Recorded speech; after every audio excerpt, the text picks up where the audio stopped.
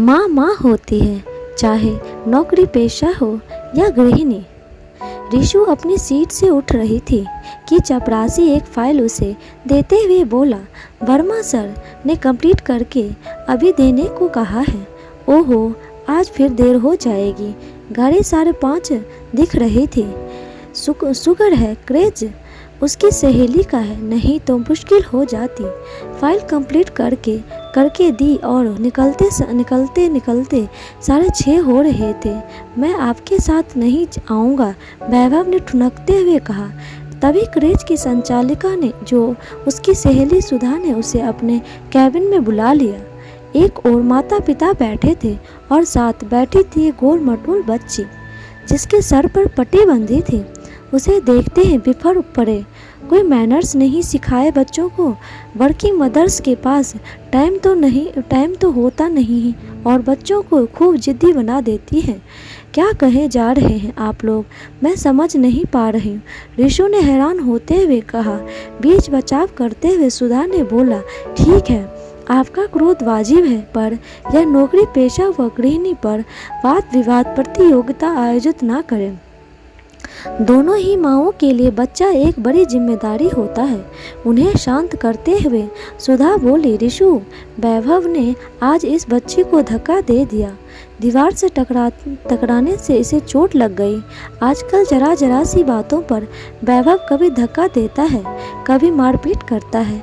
3 साल के बच्चे में इतना गुस्सा व क्रोध मैंने इससे पहले कभी नहीं देखा। तुम्हें कुछ करना होगा।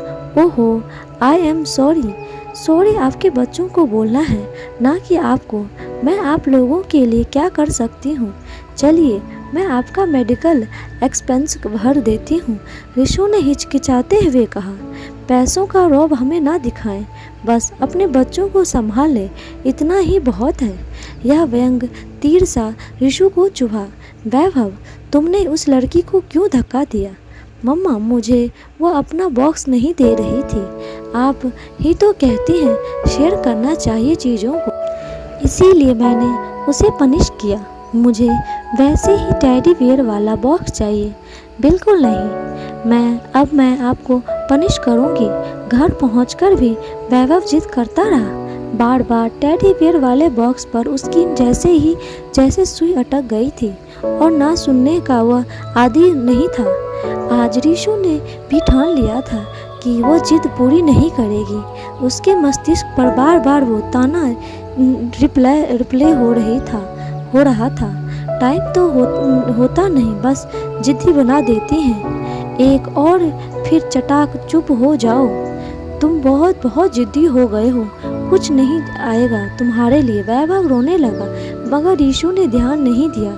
वह अपने कमरे में कपड़े बदलने चली गई। जब तक आई तो वैभव सोफे पर सो चुका था। उसके कोमल गालों पर आंखों से ढलके आंसू की लकीरें बन गई थी। रिशु क्षोभ व गलानी से गिर गई। उसे बिस्तर पर सुलाया। बेटा बिना खाना खाए सो गया। अब उसका भी मन नहीं कर रहा था खाना खाने का। वह यह इतनी भाग दौड़ किस लिए करती हूँ? अपने बच्चे के लिए ना। मन ही मन सोचने लगी। तभी अंतर्मन की आवाज़ ने टोका, ठहरो, अपने सपने व आकांक्षाओं की रसीद बच्चे के नाम पर मत फोड़ो। उस मासूम को ऐसे आराम सुविधा भरा जीवन तुम देना चाहती हो। एक दिन जब सूरज दफ्तर से लौट बजा वीडियो कॉल का घर में सिपाहियों को देखकर सुमित हैरान, हाय जान, कैसी बात हुई? घर में छोटी मुस्कान लाई चाहिए, पर सुमित सब भाप लेते हैं। क्या हुआ मेरी सुपर वुमन? तुम्हें बहुत मिस कर रही हूँ। अब यार तुम्हें ही जिद करके भेजा है 7 समुंदर दूर अमेरिका में। यह कहकर कि ऐसा मौका गंवाना नहीं चाहिए, नहीं तो मैं कहाँ जाने वाला था अपनी जान के बगैर। हल्की मुस्कान चेहरे पर खिल गई। नौटंकी तो कोई तुमसे सीखे हूँ। चलो बताओ क्या बात है? सारी बात विस्तार से सुमित को बताकर वह हल्का महसूस कर रही थी। देखो तुम बहुत सा बहादुर हो, शांत दिमाग से सोचोगी तो हल भी मिल जाएगा। मैं हर कदम तुम्हारे साथ हूँ माय सुपर वुमन। हाँ, वैभव को मेरा ढेर सारा प्यार देना। Okay bye. सुमित से बात करके मन हल्का हो गया। हल तो मुझे ही निकालना होगा। तो अगले दिन 2 दिन गूगल से लेकर सब चाइल्ड साइकोलॉजी की किताबें छान डाली। सब में एक बात पर जोर था, क्वालिटी टाइम बिताना अपने बच्चों के साथ, यानी कि वह समय जब आप वो बच्चा सिर्फ एक दूसरे के साथ हैं। यह कैसे होगा? दवा तो मिल गई पर इलाज शुरू कैसे करें? हम नौकरी पेशा माओं के पास समय की ही तो सबसे ज़्यादा कमी रहती है। दूसरे दिन ऑफिस पहुंचते ही वर्मा सर के कैबिन में पहुंच गए। सर, एक रिक्वेस्ट है। हाँ हाँ बोलिए। मिसेज रिशु, क्या बात है?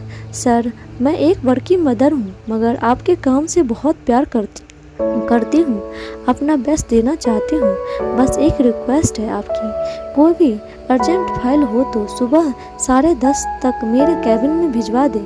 ठीक 6 बजे मैं ऑफिस छोड़ दूँगी, मुझे अपने बच्चों को क्रेच से लेना होता है। ठीक है, मैं समझ गया, थैंक्स सर। आपने मुझे सपोर्ट किया उसके लिए धन्यवाद। बस अब दिनचर्या सेट थी।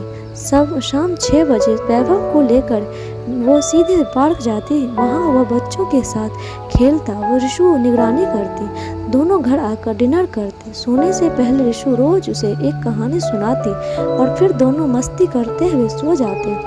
रिशु ने कुछ समय के लिए आभासी दुनिया से भी दूरी बना ली कि पहले अपने निजी जीवन को तो संभाल लूं, फिर आभासी दुनिया में विचरेंगे।